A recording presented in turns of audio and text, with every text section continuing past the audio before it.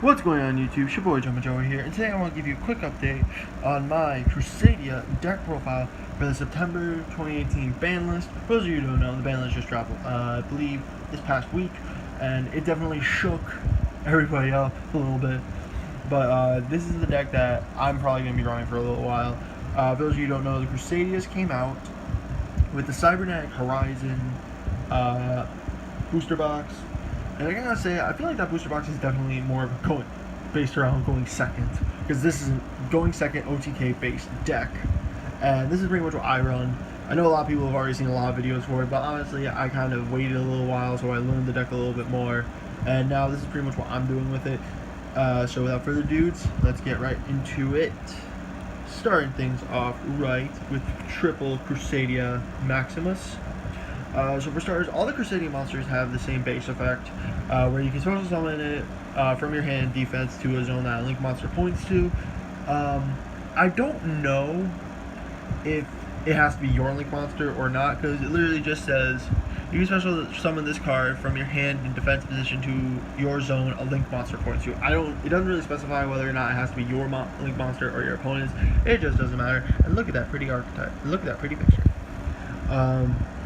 And they all have their own secondary effect. Maximus's effect states that you can target one Crusadia link monster you control. This turn, if it battles an opponent's monster, any battle damage it inflicts to your opponent is doubled. Also, other monsters you control cannot attack. You can only activate the effect of Maximus once per turn. That's the other thing I want to mention. The special summon and their own secondary effect, they're all hard once per turns, which kind of bites a little bit, but at the same time it works well with the deck, because if it didn't, this deck would be banned in a heartbeat. But next up, we're on the triple Leonis. Leonis' effect, its effect, you can target one Crusadia link monster, right? Yep, one Crusadia link monster you control. If it attacks a defense position monster this turn, it inflicts piercing damage to your opponent. So that's pretty dope. It kills with piercing damage, and with the double damage, that could be a big problem for an opponent if they're running like a flip-based deck. That's just a very bad example. But next up, we were on the triple Arborea. Arboria's effect is pretty dope. If a Crusadia monster or monsters you control will be destroyed by battle or by card effect, you banish this card from your side of the field or graveyard instead. So that's pretty dope. It just banishes, like, nope. Like, if they're running a board wipe, you can banish that, you're good. But next up, we also run the triple Crusadia Draco. Draco's effect is pretty dope because of the fact that when it's normal or special summon to a zone only monster points to you, you can target one Crusadia card in your graveyard except Draco and add to your hand. So essentially, it's like a mining for magical stones or warrior returning alive style monster, which is really dope. Next up, we also run the triple Reculeus. I'm not sure exactly how the hell to pronounce that. But basically, with this card, if it's normal or special summon into a zone on link monster points to, you can target one Crusadia card you control and one card your opponent controls and destroy them. So that's pretty dope. These are the only Crusadia monsters I run. Like I said, I run all of them maxed out because I feel like that's the best option. Now for the non-Crusadia monsters, we're in the double World Legacy World Crown. Really good card because of the fact that it can special summon itself in defense to a zone that link monster points to. It has some other effects that, who really cares about those? Next up, this is a going second base deck. I believe that literally everyone should be running at least 3 or 4 Kaijus. I run 5 personally. Me personally, I run triple Dugaran, 1 Kumongus, and 1 Gameciel. Player preference with those. My opinion for this particular deck, you should be running between 3 and 5. If you want to bump it up to 6, you can bump it up to 6. But honestly, I think 5 is a good number for this deck. But that's just my personal opinion. Moving on, like I said, this is a going second base deck. We obviously run our hand traps with the triple Droll and Lockbird and the double Ghost Ogre. I feel like Ghost Ogre is going to be really big in this meta. But if it doesn't end up getting big, I'll happily throw an Ash Blossom or something. But that is it for the monsters of this deck. Let's get into my spells. Ooh, spells. So for starters, we're in the triple Crusadia power. This card is really dope. Target one Crusadia monster you control. That Crusadia monster is not affected by card effects this turn except its own. You can only use its effect once per turn. That's a hard once per turn. A lot of these Crusadia cards are hard once per turn. I think I mentioned that, but still I'm going to say it again.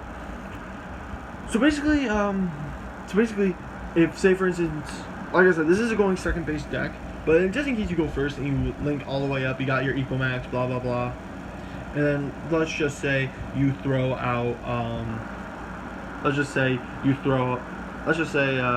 don't even know, but whatever. That'll be explained a little bit later. But anyway, next up we also run the double Crusadia Revival. All Crusadia Link monsters you control on the field. No, all Crusadia Link monsters on the field gain 500 attack points. So if your opponent's doing Crusadias, they get the extra 500 too. So it's like, damn. But once per turn, you target one Crusadia Link monster you control. This turn, even if this card leaves field, it can attack all monsters your opponent controls once each. Also, other monsters you control can't attack. And that's a big thing with this deck. A lot of the times when you use their effects, other monsters, like say for instance, Maximus here, its effect actually states that any battle damage it inflicts to your opponent is doubled. Also, other monsters you control cannot attack this turn. So a lot of times with a lot of these cards, you don't skip your battle phase, but you do skip, but pretty much you only get one monster to do it, which kind of bites, but at the same time, it's worth it in this deck, in my opinion. Except we also run the double World Legacy Succession, essentially just a monster reborn. Target one monster in your graveyard, special summon it to a zone. On Link monster points, you can only activate one World Legacy Succession per turn. So essentially, it's just, you know, a Link-based monster reborn. And the one-ups in the deck: Interrupted Kaiju Slumber, the one Monster Reborn, the one Regeki, the one Soul Charge, and the one Upstart. And the final card in the deck that I only run one of is Vanguard. I feel like the deck works well without the traps. Like I said, it's a going second base deck, so you don't really need a lot of traps because it doesn't really run a massive back row. But this card is actually really dope in case, like, even if it is OTK based, just in case your opponent you don't knock your opponent down to 0 right off the bat. If you have this card in your hand, you can set it. And what it does is, when you activate this card, you can also tribute one Crusadia or World Legacy monster. And if you did, special summon one Crusadia or Link, or special summon one Crusadia or World Legacy monster with a different original name from your deck or graveyard.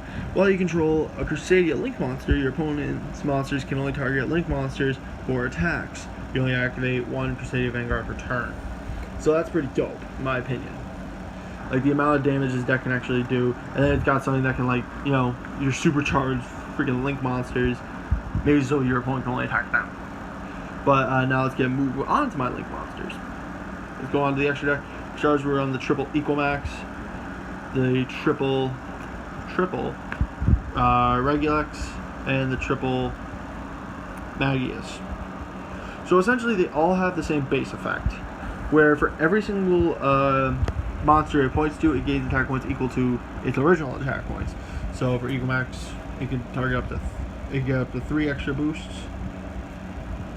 Regulex can get 2, and Magius can get 1. So, and for their effects, Magius' effect is if an effect monster is special summoned to a zone this card points to, except during damage step, you can have one Crusadia monster from your deck to your hand. You can only use the effect once per turn. So dope.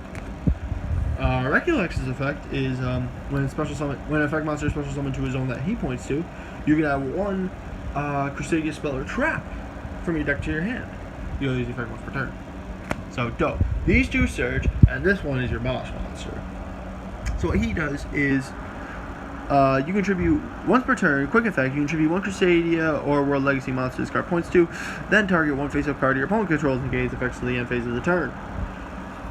And with the amount of damage you can actually do with this card, it is incredible.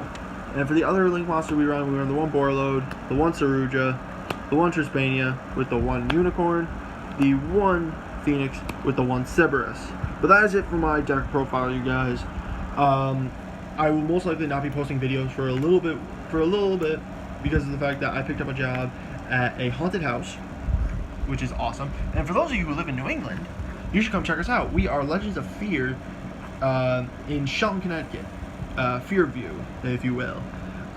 You should definitely come check us out if you live in New England, because we are, I believe, one of the #1 rated haunts in Connecticut. So definitely come check us out, and check out my channel, subscribe to my channel for more Yu-Gi-Oh videos, and I will try and get on that as soon as I can. This is Jumpin' Joey, signing off.